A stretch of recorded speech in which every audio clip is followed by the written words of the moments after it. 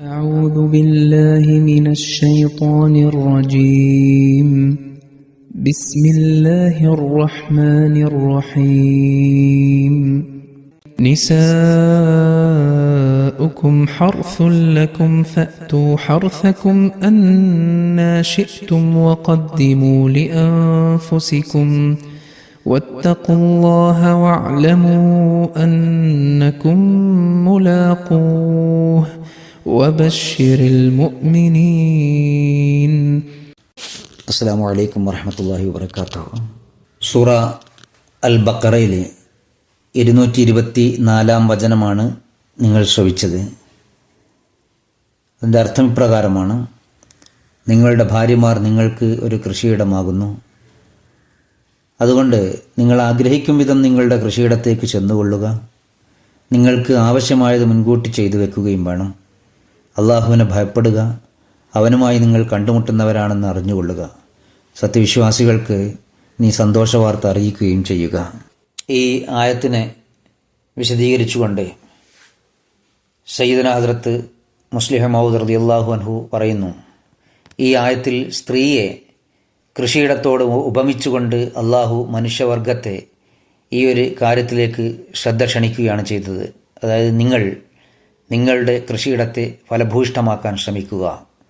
പ്രവാചകൻ സല്ലല്ലാഹു അലൈഹി വസല്ലമിൻ്റെ ഈ ഹദീസും ഇതിലേക്ക് തന്നെയാണ് വിരൽ ചൂണ്ടുന്നത്. അതായത് കൂടുതൽ സ്നേഹമുള്ളവരും കൂടുതൽ പ്രസവിക്കുന്നവരുമായ സ്ത്രീകളെ നിങ്ങൾ വിവാഹം കഴിക്കുക. കാരണം പരലോക നാളിൽ മറ്റു സമുദായങ്ങൾക്ക് മുന്നിൽ എൻ്റെ ഉമ്മത്തിൻ്റെ അനുയായികളുടെ ആധിക്യം കൊണ്ട് ഞാൻ അഭിമാനം കൊള്ളുന്നതാണ്. അബൂ ദാവൂദ്, നസായി, കിതാബ് നിക്കാഹ്. അതായത് ഭർത്താക്കന്മാരോട് അതീവ സ്നേഹമുള്ളവരും കൂടുതൽ സന്താനങ്ങളെ പ്രസവിക്കുന്നവരുമായ സ്ത്രീകളെ വിവാഹം കഴിക്കുക. കാരണം ഉയർത്തെഴുന്നേൽപ്പ് നാളിൽ മറ്റ് പ്രവാചകന്മാരുടെ അനുയായികളെക്കാൾ എൻ്റെ അനുയായികളുടെ എണ്ണക്കൂടുതൽ കൊണ്ട് ഞാൻ പെരുമ നടിക്കും. രണ്ടാമതായി പറയുന്നു, സ്ത്രീകളോട് അവരുടെ ശേഷി നശിച്ചു പോകാത്ത രീതിയിലും നിങ്ങൾക്ക് ദോഷം വരാത്ത രീതിയിലും പെരുമാറുക. ഒരു കൃഷിയിടത്തിൽ അമിതമായി വിത്ത് വിതറിയാൽ വിത്ത് നശിച്ചു പോകും. അതുപോലെ കൃഷിയിടത്തിൽ നിന്ന് തുടർച്ചയായി വിശ്രമമില്ലാതെ ജോലിയെടുത്താൽ കൃഷിയിടം തന്നെ നശിച്ചു പോകും. അതിനാൽ എല്ലാ കാര്യങ്ങളും ഒരു പരിധിക്കുള്ളിൽ നിന്നുകൊണ്ട് ചെയ്യുക. വിവേകമുള്ള ഒരു മനുഷ്യൻ ചിന്തിച്ച് മനസ്സിലാക്കി കൃഷി ചെയ്യുന്നത് പോലെ ചെയ്യുക. ഈ ആയത്തിൽ നിന്ന് ചില പ്രത്യേക സാഹചര്യങ്ങളിൽ ജനന നിയന്ത്രണം, ഗർഭനിരോധനം അനുവദനീയമാണെന്നും മനസ്സിലാക്കാം. ഉദാഹരണത്തിന്, ഒരു കൃഷിയിടത്തിൽ ഒരു വിളവെടുപ്പ് നടത്തിയ ഉടനെ അടുത്ത വിത്ത് വിതച്ചാൽ രണ്ടാമത്തെ വിളവ് നല്ലതായിരിക്കില്ല, മൂന്നാമത്തേത് അതിലും മോശമായിരിക്കും. ഇസ്ലാം സന്താനോൽപാദനത്തെ തടഞ്ഞിട്ടില്ല, മറിച്ച് അള്ളാഹു തന്നെ കൽപ്പിച്ചിട്ടുണ്ട്, നിങ്ങളുടെ ശരീരങ്ങൾക്കായി മുൻകൂട്ടി ഒരുക്കി വെക്കുക, നല്ല സന്താനങ്ങളെ മുൻകൂട്ടി അയക്കുക. അതിനാൽ നിങ്ങളുടെ പരമ്പര മുന്നോട്ട് പോകാനും നിങ്ങളുടെ ഓർമ്മ നിലനിൽക്കാനുമായി ഭാര്യമാരുടെ അടുക്കലേക്ക് ചെല്ലുക. എന്നാൽ അതോടൊപ്പം തന്നെ കൃഷിയുമായി ബന്ധപ്പെട്ട് അള്ളാഹുവിൻ്റെ ഏത് നിയമങ്ങളാണോ നിങ്ങൾ പാലിക്കുന്നത് അതേ നിയമങ്ങൾ സന്താനോൽപാദനത്തിലും മനസ്സിൽ വെക്കുക എന്ന് വ്യക്തമാക്കിയിട്ടുണ്ട്. സ്ത്രീയുടെ ആരോഗ്യം മോശമാണെങ്കിലോ കുട്ടിയുടെ വളർച്ച ശരിയായ രീതിയിൽ നടക്കുന്നില്ലെങ്കിലോ അത്തരം സാഹചര്യങ്ങളിൽ താൽക്കാലികമായി സന്താനോൽപാദനം നിർത്തലാക്കാവുന്നതാണ്. സ്ത്രീയുമായി ബന്ധപ്പെടുമ്പോൾ അത് സന്താനോൽപാദനത്തിന് കാരണമാകുന്ന രീതിയിലായിരിക്കണം എന്നും ഇതിൽ വ്യക്തമാക്കിയിട്ടുണ്ട്. പ്രകൃതി നിയമങ്ങൾക്ക് വിരുദ്ധമായ രീതിയിലുള്ള ബന്ധപ്പെടലുകളെ ഇത് വിലക്കുകയും ചെയ്യുന്നു.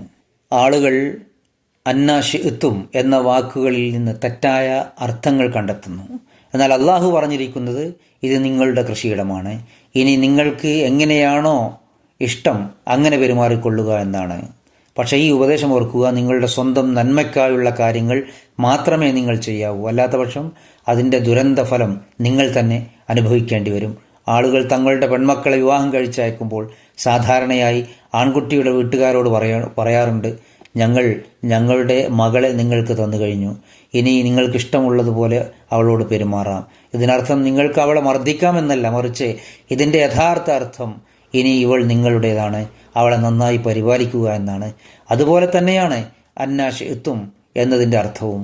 അതായത് സ്ത്രീ നിങ്ങളുടെ പക്കലുള്ള ഒന്നാണ്, നിങ്ങൾ അവളോട് മോശമായി പെരുമാറിയാൽ അതിൻ്റെ ഫലം നിങ്ങൾക്ക് മോശമായിരിക്കും, എന്നാൽ നന്നായി പെരുമാറിയാൽ ഫലം നല്ലതായിരിക്കും. പക്ഷേ മൂഢരായ ആളുകൾ അന്നാശീത്തും എന്നതിന് അന്ധമായി പെരുമാറുക അഥവാ തോന്നിയതുപോലെ ചെയ്യുക എന്ന തെറ്റായ അർത്ഥം നൽകി ആര്യന്മാർ വിമർശകർ ഈ സൂക്തത്തെ പ്രത്യേകം എടുത്തു പറഞ്ഞ് ആക്ഷേപിക്കുന്നുണ്ട്. ഇസ്ലാം പുരുഷനും സ്ത്രീയും തമ്മിലുള്ള ബന്ധത്തിൽ പ്രകൃതി വിരുദ്ധമായ മാർഗങ്ങൾ സ്വീകരിക്കാൻ അനുവാദം നൽകുന്നു എന്നാണ്. എന്നാൽ അവരുടെ ഈ ചിന്താഗതി തികച്ചും തെറ്റാണ്.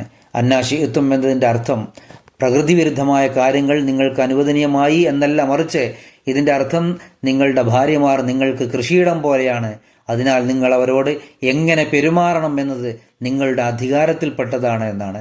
അതായത് നിങ്ങൾക്ക് വേണമെങ്കിൽ നിങ്ങളുടെ കൃഷിയിടത്തെ നശിപ്പിക്കാം, അല്ലെങ്കിൽ വേണമെങ്കിൽ അതിൽ നിന്ന് അത്തരം നേട്ടങ്ങൾ കൊയ്യാം. അതിലൂടെ നിങ്ങൾക്ക് ഈ ദുനിയാവിലും നല്ല പേര് സമ്പാദിക്കാം, പരലോകത്തും നിങ്ങളുടെ ആത്മാവിന് സന്തോഷം നൽകാം. ഈ ലോകത്ത് ഒരു വിഡ്ഢിയായ കർഷകൻ മാത്രമേ മോശം വിത്തുകൾ ഉപയോഗിക്കുകയോ അല്ലെങ്കിൽ വിത്ത് വിതച്ചതിന് ശേഷം ആ കൃഷിയിടത്തെ പരിപാലിക്കാതിരിക്കുകയോ ചെയ്യുകയുള്ളൂ. നല്ല വിളവ് ലഭിക്കാൻ ആരും ശ്രമിക്കാതിരിക്കില്ല. എന്നാൽ സ്ത്രീകളുടെ കാര്യത്തിൽ പൊതുവെ ഈ തത്വം അവഗണിക്കപ്പെടുകയാണ് ചെയ്യുന്നത്. ശാരീരികമായോ ധാർമ്മികമായോ ഉള്ള രീതിയിൽ വിത്തുകൾ ശരിയായി സംരക്ഷിക്കപ്പെടുന്നതില്ല. സ്ത്രീകളുടെ ആരോഗ്യവും അവരുടെ ആവശ്യങ്ങളും ശ്രദ്ധിക്കപ്പെടുന്നുമില്ല. കുട്ടികളെ ശരിയായ രീതിയിൽ വളർത്തുന്നുമില്ല. അതിൻ്റെ ഫലമായി പുരുഷന്മാരുടെ ആരോഗ്യത്തിന് ദോഷം സംഭവിക്കുന്നു, സ്ത്രീകളുടെ ആരോഗ്യം നശിക്കുന്നു. കൂടാതെ കുട്ടികൾ സമൂഹത്തിന് പ്രയോജനമുള്ളവരായി വളരുന്നില്ല. അള്ളാഹു ഈ സൂക്തത്തിലൂടെ മനുഷ്യവർഗത്തെ ഈ പ്രധാനപ്പെട്ട കാര്യത്തിലേക്ക് ശ്രദ്ധ ക്ഷണിച്ചിരിക്കുന്നു. നിങ്ങൾ നിങ്ങളുടെ കൃഷിയിടങ്ങളെ സംരക്ഷിക്കുകയും മികച്ച രീതിയിലുള്ള വിളവുണ്ടാക്കാൻ ശ്രമിക്കുകയും ചെയ്യുന്നത് പോലെ തന്നെ സ്ത്രീകളെ സംരക്ഷിക്കേണ്ടതും വരും തലമുറയുടെ വിദ്യാഭ്യാസത്തിലും വളർത്തലിലും പ്രത്യേക ശ്രദ്ധ ചെലുത്തേണ്ടതും നിങ്ങളുടെ കടമയാണെന്ന് അവൻ കൽപ്പിച്ചിരിക്കുന്നു. അങ്ങനെയായാൽ മാത്രമേ നിങ്ങളുടെ കൃഷിയിടത്തിൽ നിന്ന് ലോകത്തിന് ഉപകാരപ്രദമാകുന്നതും അവർക്ക് ഒരു പുതിയ ജീവിതം നൽകുന്നതുമായ ആത്മീയമായ വിളവ് ഉണ്ടാവുകയുള്ളൂ. വഖദ്ദിമൂലി അൻഫുസിക്കും, നിങ്ങൾക്കായി മുൻകൂട്ടി ചെയ്യുക എന്നതിൻ്റെ അർത്ഥം ഭാവിയിൽ നിങ്ങൾക്ക് നല്ല ഫലം നൽകുന്ന കാര്യങ്ങൾ ചെയ്യുക എന്നതാണ്. അതായത് ശാരീരികമായും വംശപരമായും അത് നല്ലതായിരിക്കണം. വബ്തഗൂ മാ കതബല്ലാഹ്, അള്ളാഹു നിങ്ങൾക്ക് നിശ്ചയിച്ച് തേടുക എന്നതിനോട് സാദൃശ്യമുള്ള രീതിയിലാണ് ഈ വചനം വ്യക്തമാക്കുന്നത്. ഇന്നത്തെ കുട്ടികൾ നാളത്തെ പിതാക്കന്മാരാകാൻ പോകുന്നവരാണ് എന്നാണ്. അതിനാൽ നിങ്ങളുടെ പേര് ഉജ്ജ്വലമാക്കുന്നവരും പരലോകത്തും ഇഹലോകത്തും നിങ്ങൾക്ക് ആദരവും സൽപ്പേരും നേടിത്തരുന്നവരുമായ മക്കളെ നിങ്ങൾ വളർത്തിയെടുക്കുക. ഇതേ പ്രകാരം ഈ ലോകവും ഒരു കൃഷിയിടമാണ് എന്നുകൂടിയാകാം. പരലോകത്ത് ഉപകാരപ്പെടുന്ന ധാന്യങ്ങൾ വിളയുന്ന ഒരു കൃഷിയിടം. അതിനാൽ നിങ്ങൾ ഈ കൃഷിയിടത്തിലേക്ക് കൂടി നിങ്ങളുടെ ശ്രദ്ധ പതിപ്പിക്കേണ്ടതുണ്ട്.